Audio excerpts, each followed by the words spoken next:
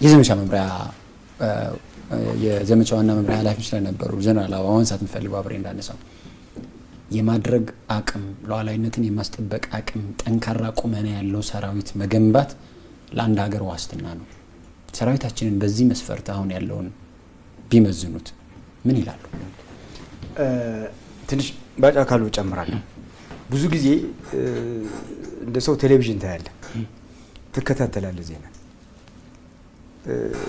የዚህኛው መንግስት ወታደር የዚህኛው መንግስት ወታደር የዛኛው መንግስት ወታደር አጋጣሚው ስላገኘው መናገር ስላለብኝ በደርግ ዘመን የነበረው ወታደር ኢትዮጵያዊ ነው። በቃ ለሀገሩ ነው የሰራው። በንጉሱ ጊዜ የሰራው የነበረው ወታደር ኢትዮጵያዊ ነው፣ ለሀገሩ ነው የሰራው። በኢህአዴግ ጊዜ የነበረው ወታደር ለሀገሩ ነው የሰራው፣ ኢትዮጵያዊ ነው። በመሀላችን ልዩነት እየፈጠረ ያለው ፖለቲከኛው ነው። 4 ኪሎ የሚገባው መንግስት ነው። ይሄ በግልጽ መታወቅ አለበት። እንደ ወታደር እዛም የነበረው ጉለት አለ፣ የነበረም ጥንካሬ አለ። እዚህም የነበረው ጉለት አለ፣ የነበረ ጥንካሬ አለ። አሁን ያለው መከላከያ ሰራዊት እርሾው ደርግ የሰራው መመሪያው ማንዋሉ ምናምኑ ነው የነበረው ወታደር። ይህ ፋክት ነው። ደርግ መነሻ ያደረገው የኃይለ ሥላሴ ነው። መሀል ላይ ግን እየገባ ይሄኛው ፕሮፌሽናል አንደኛ ነው ያኛው ፕሮፌሽናል አይደለም ብሎ መከላከያ ላይ ጣት መሰንዘር በራስ የመጨረሻው የብሔራዊ ሀብት ላይ መደራደር ማለት ነው። አሁን ስላለው እንምጣ። ጀነራል ባጫ ተናግሮታል። ይሄ አሁን የተደረገው በዶክተር አብይ ዘመን የተደረገው መከላከያ ላይ የተደረገው ውሳኔ ምናልባት 20 ምናምን ዓመት ዋጋ ያስከፈለ ነው። ከተራ ወታደር ጀምሮ እስከ ጀነራሉ የሚወደው ሙያ ያጣበት ነው። ይሄ በደንብ መታወቅ አለበት። የመጀመሪያው አስተሳሰቡ የኢትዮጵያ ወታደር ነኝ ብለህ አይደለህም ትባላለህ። በምን ለፖለቲከኞቹ ለፐብሊክ ሲፈልጉ አደባባይ የኢትዮጵያ ወታደር ነው ይላሉ። አክቹዋሊ የሚሰሩት ግን እንደዛ አይደለም። ህገ መንግስቱ የሁሉንም ተዋጽኦ ያጠበቀ የኢትዮጵያ ወታደር ነው ይልሃል። የሚዘጋጅልህ ስትራቴጂና ማኑዋልና መመሪያ ግን አንድ ነገር እንድታገለግል ነው የሚያደርግ። ይሄ ብዙ ዋጋ አስከፍሏል። የዶክተር አብይ መንግስት ትልቁ ነገር የሰራው የወታደር ሃይማኖት የለውም አገር ነው ያለውን አባባል ወደ መሬት አወረዱ። የነበረውን ስትራቴጂ ከህገ መንግስቱ ጋር ቀየረ። ያ ስትራቴጂ ደግሞ የሚወልደው ብዙ ማኑዋሎች አሉ፣ አሰራሮች አሉ። ኦፕሬሽናሉ ምናምኑ ሁሉንም መመሪያዎች የሚታዘዙት በዛ ናቸው። የትምህርት ቤት ማኑዋሎቹ ምናምኖቹ በዚህ ይቀየራል ማለት ነው። ከዛ በኋላ ግን የማይነቃነቅ አርሚ ይፈጠራል። አርሚ የሚፈጠረው በትጥቅ አይደለም። አርሚ የሚፈጠረው በአስተሳሰብ ነው፣ በስነ ልቦና ነው የሚፈጠረው። ስነ ልቦናው ደግሞ ግራብጤ ብታደርገው ብትገለብጠው ኢትዮጵያዊ ነው። በዚህ መገንባት አለበት። ይሄ አርሚ ይሄ ተደርጎ ሲከፈል ከፍተኛ ዋጋ ከፍሏል። ከትንሹ ጀምሮ እስከ ላይኛው ከፍተኛ ዋጋ ከፍሏል። ይሄ መደረግ አለበት ብሎ እሱን ያደረገው ስትራቴጂውን ቀየረ። መተዳደሪያ ደንቡን በሙሉ ቀየረ። ብዙ የኦፕሬሽን ማኑዋሎችን ተቀየረ። ታምናለህ? የኢትዮጵያ ወታደር ሆኖ የኢትዮጵያ የ100 ሚሊዮን ወታደር ሆኖ በዓለም ታሪክ የሌለ ዩኒፎርም ራሱ ነበር የሚገዛው። ስኮር ለሞት የተዘጋጀ ወታደር፣ ለሀገር የተዘጋጀ ወታደር ዩኒፎርም ግዛ ይባላል? ነውር ነው። ተመልሶ እንደገና ደግሞ ይተቻል። ይሄ ሁሉ ተቀየረ። ከዚህ በላይ ምን ትፈልጋለህ? ስኪሉ ችሎታው ምናምን ባጫ ያለው ነው። የኛ አርሚ እድለኛ ነው። የኢትዮጵያ አርሚ ጠቅላላ መዋራ ከጥንት ጀምሮ ነው። አርሚ በይሆናል ኦፕሬሽን ጦርነት ትገነባለህ፣ በአክቹዋል ጦርነት ትገነባለህ። አክቹዋል ጦርነት አይመረጥም። ከተገኘ ግን ለአርሚ ግንባታ ትልቅ ነው። በይሆናል ግን ከተራ ወታደር ጀምሮ ጀነራል እስከ አንድ ጥይት ሳትተኩስ ጡረታ ትወጣለህ፣ የሚመጣበት ጠላት ስለሌለ። የኛ አርሚ ግን እድለኛ ነው ለመገንባት። በጦርነት ስለሆነ ሀገሩ እየታመሰ ያለው የጦርነት ስኪሉ ከምታስበው በላይ ነው። የውጊያ ችሎታው ከምታስበው በላይ ነው። በጣም ኮሚትድ የሆነ ነው። የዚህ ሀገር ወታደር መሆን እድል ብቻ ሳይሆን ከፈጣሪ የምታገኘው ራሱ ስጦታ ነው። በፍጹም ማንነት ሙሉ ትረሳለህ። ይህን አርሚ ፖለቲከኞቹ አትግቡት፣ አትንኩት። አንድ ምሳሌ፣ ቀላል ምሳሌ ላምጣልህ። ኢህአዴግ የጥልቀት ተሃድሶ ብሎ 3 ወር ነው 4 ወር ገባ። ማን መንግስት ነበር? 4 ኪሎ ለመከላከያ ቅርማን ነበር። እሺ በጠቅላይ ሚኒስትር ኃይለማርያም እና በዶክተር አብይ 45 ቀን ነበር።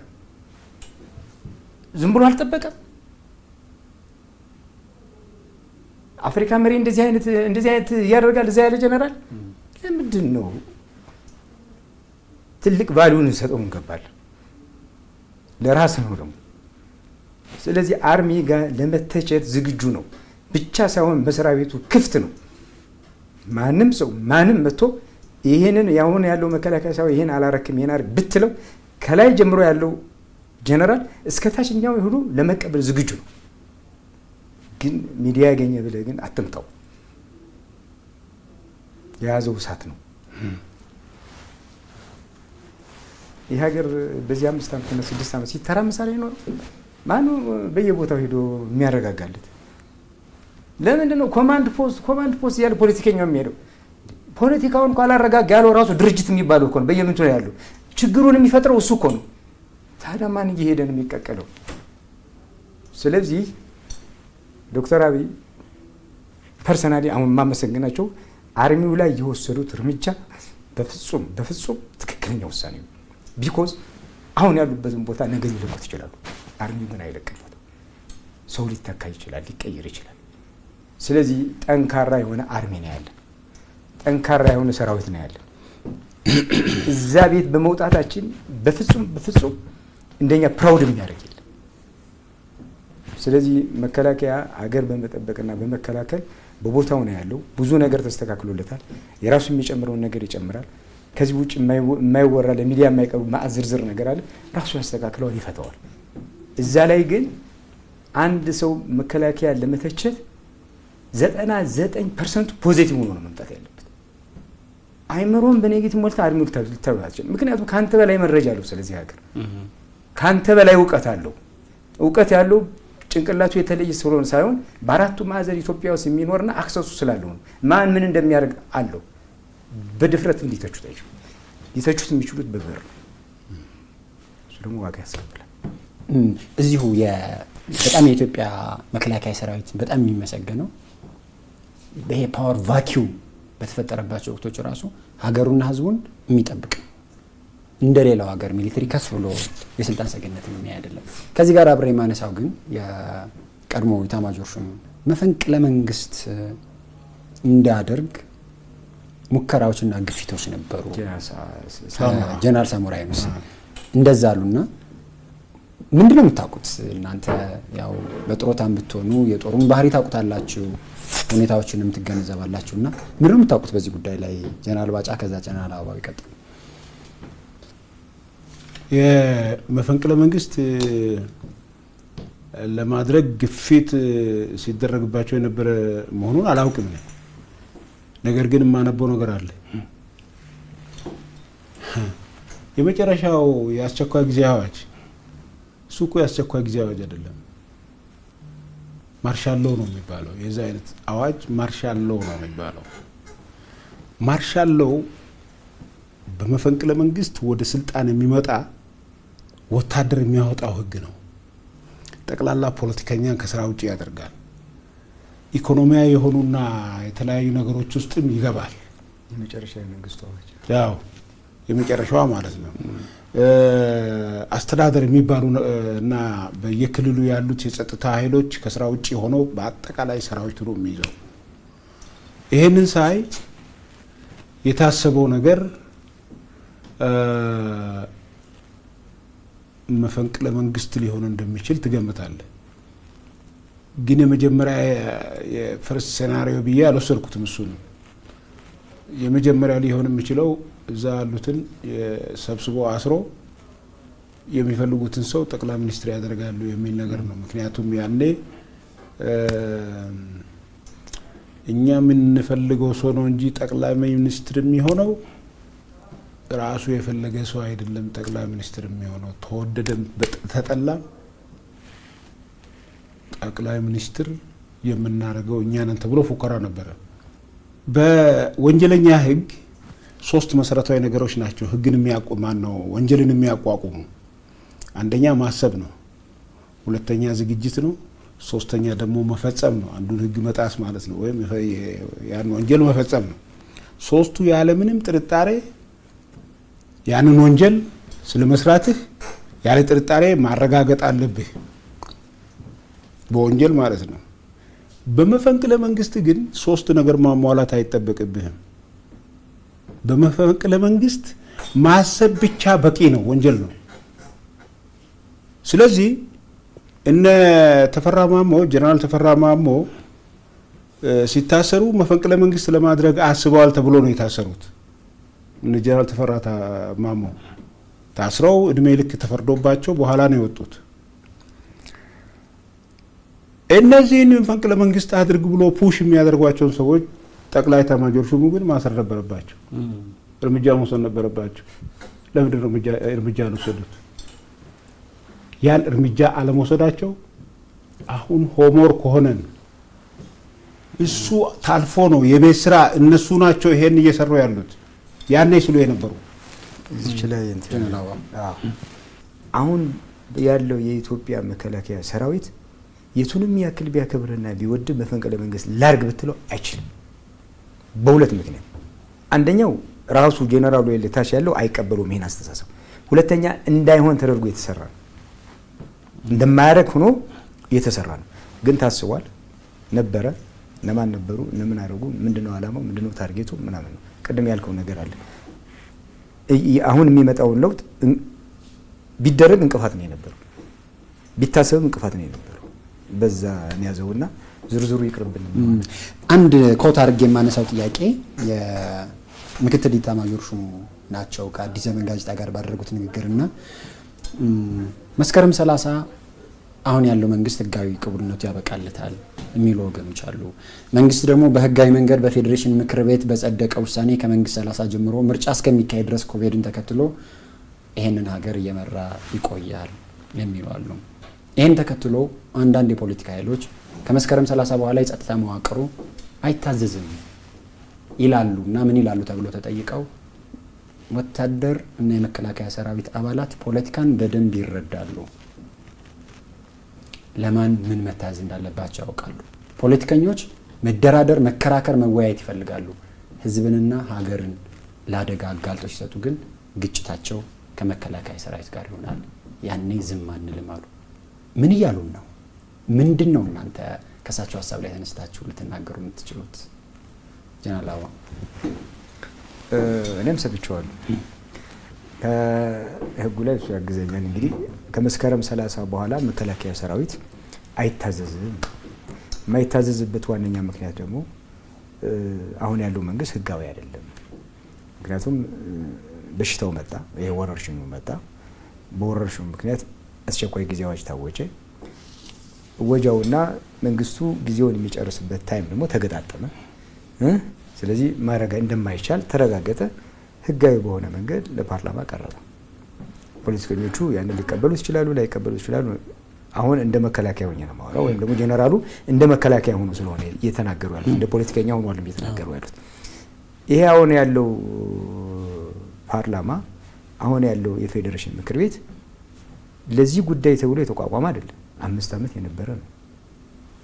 አሁን በስልጣን ላይ ያለው ለራሱ ፍላጎት ሲል ያቋቋመው አይደለም። ስለዚህ የህግ ትርጉም ያስፈልጋል ተብሎ ወጥቷል።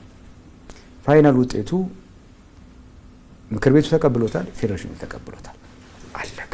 የመከላከያ ይሄ ነው እንግዲህ፣ ይሄ ነው የሱ መመሪያ።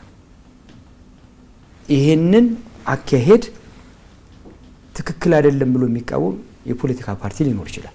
እሱ በፖለቲከኞቹ በራሳቸው መንገድ ይሄድ ይችላሉ። የመከላከያ ኢንስቲትዩሽኑ ግን ከተቀመጠለት ህግና አሰራር አንጻር ግን ይሄንን የሰር ይላል።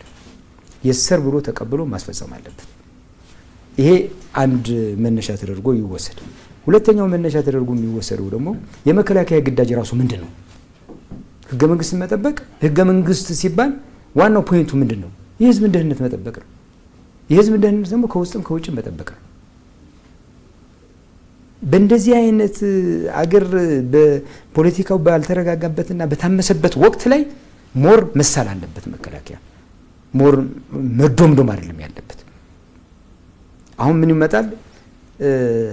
ሀገረ መንግስቱን ማስቀጠልና ሀገር መምራት ሁለቱም ይለያያሉ። በራሴ እሱን ኋላ ገልጸዋለሁ። አሁን የመከላከያ ሀሳብ ህጋዊ በሆነ መንገድ ጸድቆ ፖለቲከኛው ደግሞ ይሄን አንቀበልምና ከመስከረም በኋላ ሁላችንም እኩል ጠቅላይ ሚኒስተር ነን ካለ መከላከያ አይቀበልም ይሄን። ምክንያቱም አንድ በህግ የተቀመጠለት ጠቅላይ ሚኒስተር አለ። ጠቅላይ ሚኒስተሩን ካልፈለገ ይወያይ፣ ያሸንፍ ባስተሳሰብ። ህጉን ካልፈለገ ይቀይረው። ምክንያቱም መከላከያ ህግ የማውጣት ስልጣን የለውም፣ ህግ የመፈጸም ነው ስልጣን ያለው። ስለዚህ የእናንተን የፖለቲካ ጨዋታ አቁሙ። አሁን አገር ነው የምናስቀድመው። አገርን ለማስቀደም የሚደረገውን ማንኛውንም ነገር እርምጃ እንወስዳለን ብሏል ጄኔራሉ። ትክክል ነው። ማንም ጄኔራል የሚያደርገው ይሄን ካላደረገ ጄኔራል አይደለም ማለት ነው፣ ፖለቲከኛ ሆኗል ማለት ነው። ምክንያቱም አገርና ፖለቲካ ድርጅትን ሊያወዳደር አይችልም፣ አገርና ፓርቲን ሊያወዳደር አይችልም። አገሩን ነው ማስቀደም ያለበት። ይሄ ነገር አሁን ሌጋል የማይሆነው ለመከላከያ ምንድነው? በሽታው ባይኖር አዋጅ ባይኖር አሁን ያለው ስልጣን ያለው መንግስት እኔ ምርጫ አልፈልግም ዞር በሉ እኔ ነኝ የሚይዘው ካለ መከላከያ ነው ይላል። ምክንያቱም ከህግ ውጭ እየሄደ ነው ያለው። ይሄ ደግሞ ሌላ ሁኔታ ነው ያለው። እዛ የራሳቸውን የፖለቲካ ጠበሳ ይሁን እንጂ በሌላስ ደግሞ ሲንገልብጠው ከመስከረም 30 በኋላ የመጣው አለ፣ ባላደር አለ፣ ሽግግር መንግስት አለ፣ ምክክር አለ፣ ጉባኤ አለ። ይሄ በራሳቸው ፖለቲካ የራሳቸው አካሄድ ስለሆነ እኔ እነዚህ ልተች አልችልም። ልተች የምችለው እንደ መከላከያ ሰራዊት ግን እነዚህ ግን ህጋዊ አይደሉም፣ ኢንስቲቱሽናል አይደሉም። ለማን? ለመከላከያ የባላደራ መንግስት መጥቷልና ትታዘዛለህ። የታለ ህግ ነው የሚል ሽግግር መንግስት የታለ ህግ? ምክክር የታለ ህግ? ቢኮዝ መከላከያን የሚያዘው አንድና አንድ መመሪያና ህግ ነው። ህጉ ደግሞ ይሄን ነው የሚያደርገው። ስለዚህ ከመስከረም በኋላ በሚገባ ነው የሚታዘዘው ብቻ ሳይሆን በሚገባ አስቦ ነው መዘጋጀት መቻል ያለበት። ይሄ ምንም ከመከላከያ ጋር የሚያገናኘው ነገር የለም። ከፈለጉ ፖለቲከኞቹ በራሳቸው መንገድ አካሄድ ትክክል አይደለም፣ መተርጎም አልነበረበት፣ ምን እንደዚህ መሆን ነበረበት፣ ምርጫ መካሄድ ነበረበት፣ ምናምን ነበር የራሳቸው። ይሄ ከመከላከያ ጋር የሚያገናኘው ማለት ነው። አሁን መከላከያ የሚያውቀው አንድ መንግስት እንዳለ፣ አንድ ጠቅላይ ሚኒስትር እንዳለ፣ ህግ ያስቀመጠው እንዳለ፣ ነገ ሊቀየር ይችላል። ይሄንን ህግ ይዞ ግን መከላከያ ሰራዊት ከመስከረም በኋላ ሞር በሚገባ የሚታዘዝበት ወቅት ነው እና ጀነራል እየገለጹ ያሉት ይሄ ነው። ጀነራል ብርሃኑ እየገለጹ ያሉት ይሄ ነው። ጀነራል አበባው እንዳለው የጀነራል ብርሃኑ አገላለጽ በጣም ትክክል ነው እና የእሳቸው አገላለጽ መስከረም 30 በፊት መንግስትም ኢትዮጵያ ባለች፣ ከመስከረም 30 በኋላ ኢትዮጵያ ትኖራለች፣ ትቀጥላለች። የሚለወጥ ነገር የለም። እኛም ደግሞ ኢትዮጵያ መጠበቃችን ይቀጥላልና አንተ ኮት ያደረከው ነገር ይሄ አሁን ያለውም ከመስከረም 30 በኋላ ይሄ መንግስትም ህጋዊ መንግስት ነው። ህጋዊ መንግስት ያደረገው ደግሞ ህገ መንግስቱ በሚለው መንገድ ሄደው ነው ህጋዊ መንግስት የሆነው። ህገ መንግስት ትርጉም የሚባለው ነገር እሱ ነው።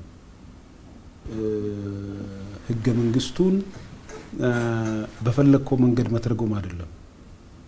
ህገ መንግስቱን ሲረቀቅ የነበረው አስተሳሰብን በማየት ነው ህገ መንግስቱ የሚተረጎመው፣ አንተ ወደ ፈለክበት አይደለም።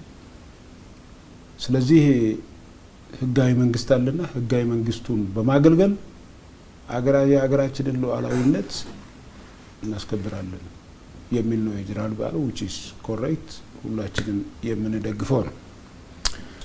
ከመስከረም 30 በኋላ መንግስት የለም የሚል አስተሳሰብ በንግግር ምንም ችግር የለውም።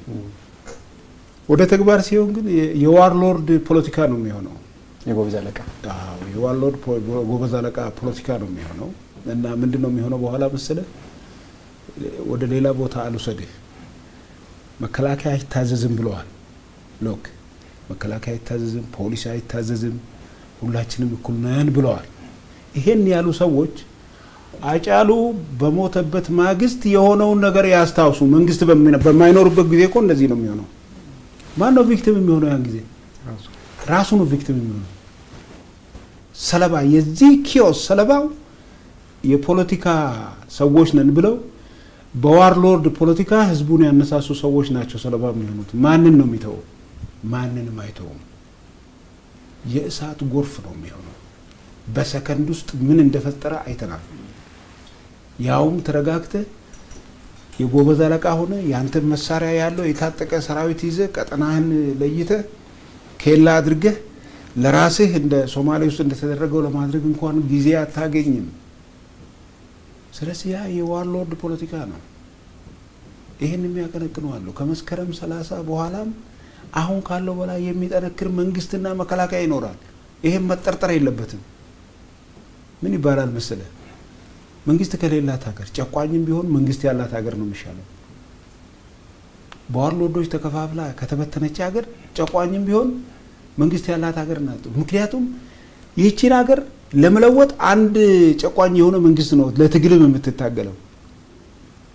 ዋርሎድ ከሆነ ግን ስንት ሰው ነው ስንት የተቆራረጠ ቀጠና ነው እነዚህን ሁሉ ሰብስበ አጥፍተው ወይም ደግሞ የሆነ ነገር አድርገ መንግስት የምትመሰረተው።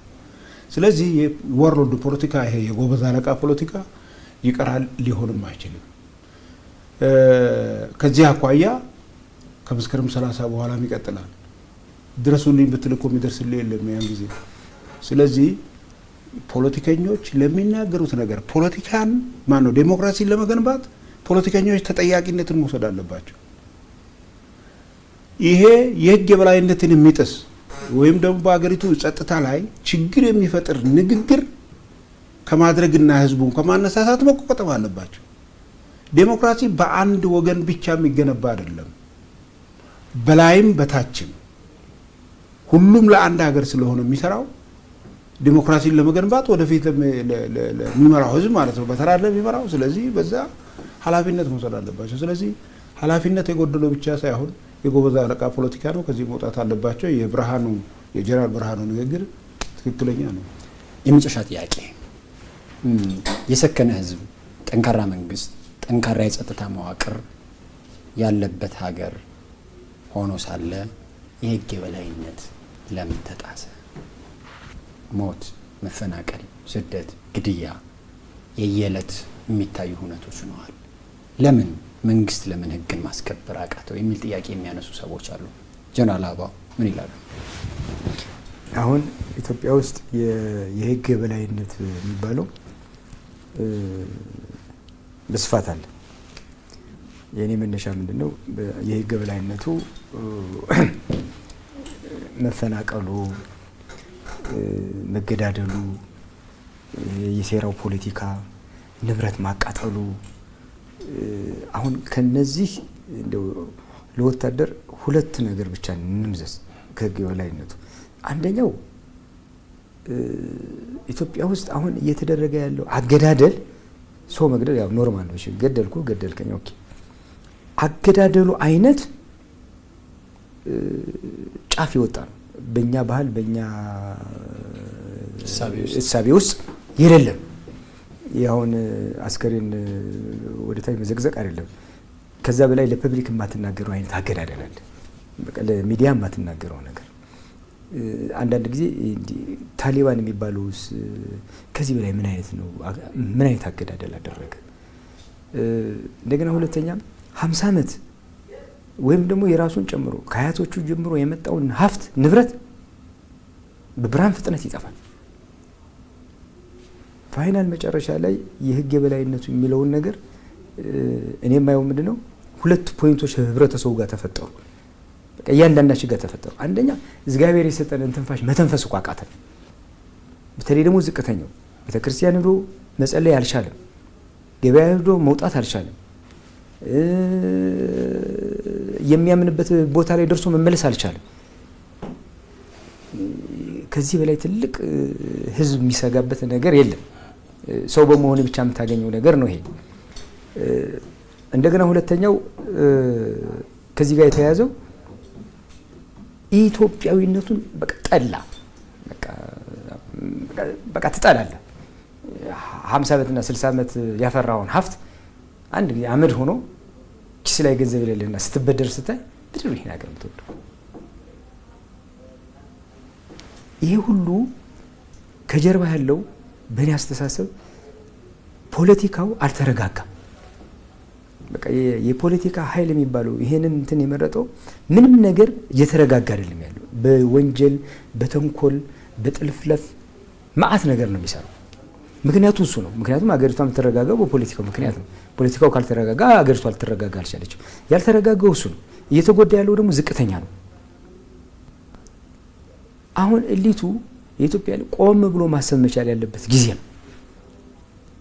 ይሄንን ፖለቲካ ይሄንን ጡዘት ምንድነው ከኋላው የሚያሽከረክረው ካልክ